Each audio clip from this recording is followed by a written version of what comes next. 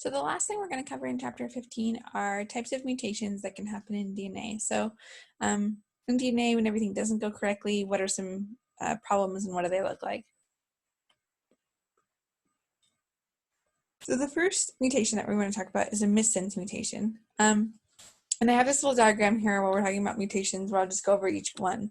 So normally, let's assume that we had no mutation. We would have a DNA that would go TTC. And that would code for the codon AAG, right? Complementary pairs, AAG in mRNA. Now, if we were to look at our codon chart, which hopefully you guys remember from chapter 9, we would find out that the 3 base pair codes for the amino acid lysine. So now let's talk about what could happen if we had some, errors or mistakes. So a missense mutation is where we get one of the bases changed. Okay, so here we've changed T to C. Now this is going to change our mRNA codon from AAG to ACG, and if we were to look that up on our codon chart, we would see it codes for arginine. So we've now changed from what should have been lysine to arginine. So now we have the wrong amino acid in there. There's a different way that this could happen, and let's just show another example. We could change it from the DNA TTC to TGC, which would change us to ACG. Our mRNA would be ACG, and then we would get now the amino acid threonine. One of the things that you might notice is that these are listed as one's conservative, one's non-conservative. Basically, if you look at the shape of the amino acid, it's been conserved here, so this probably isn't going to affect the shape of our protein much. Whereas when we change to threonine, we're going to get a big change in our protein because this has, it's a different type of amino acid, so it's going to cause different folding, and if you guys remember secondary and tertiary and quaternary structure, it's going to cause changes in our actual protein structure at that point. So that covers a missense mutation.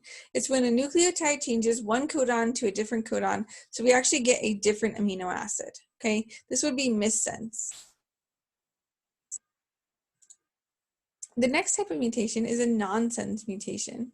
That's going to be this one right here in the middle. So now instead of going from TTC, we go from TTC to ATC.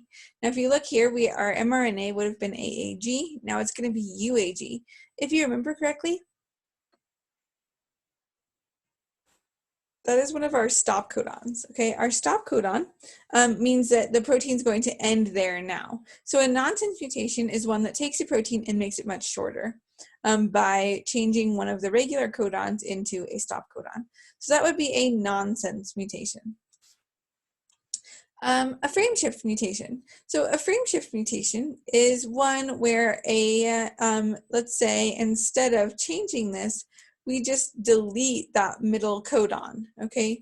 So now instead of this being its own, or we delete the middle base, so instead of being a full codon now, this would just be AG. What that's going to cause is the entire frame of the mRNA to shift. Now this could happen either because we delete a base or we add a base, but basically every single amino acid after that point is going to be different, okay? One type of mutation that I didn't discuss in the slides, but that I want to point out is a silent mutation. And these frequently happen in DNA. But basically what we do is we have one base that changes, but it doesn't change the amino acid. So even though this codon was, or this DNA was TTC, and this DNA is TTT, we went from mRNA codon AAG to AAA. But if you look them up in the codon chart, you will see that both of those amino acids code for lysine.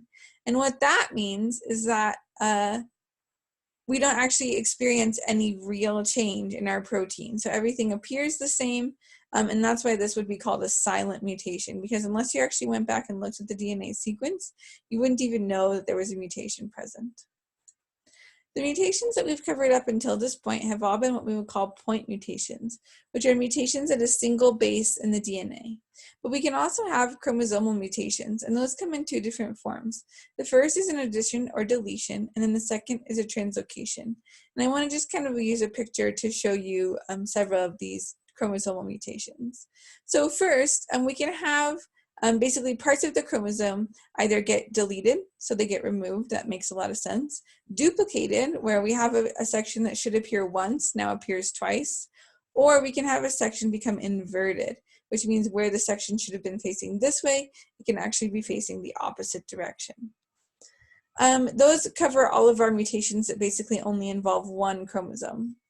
An insertion mutation would be where we get a part of one chromosome. In this picture, it's chromosome 4, getting inserted into another chromosome. In this picture, chromosome 20. So now what should have been a part of chromosome 4 is missing from chromosome 4 and is actually present or inserted into chromosome 20. Another mutation involving 2 chromosomes would be a translocation. So a translocation is where 2 chromosomes that should not be able to basically have crossing over or swapping parts are actually going to trade places. So if we look at chromosome 4 and chromosome 20 now, part of chromosome 20 is going to end up on the bottom of chromosome 4, and then the bottom of chromosome 4 is going to end up on chromosome 20. Each of these types of mutations would result in a varying level of condition. So some of these conditions would be very severe, and some of these conditions might be quite mild. It just depends on what disease, what genes are covered in the mutation and how they're expressed or not expressed in their new chromosome.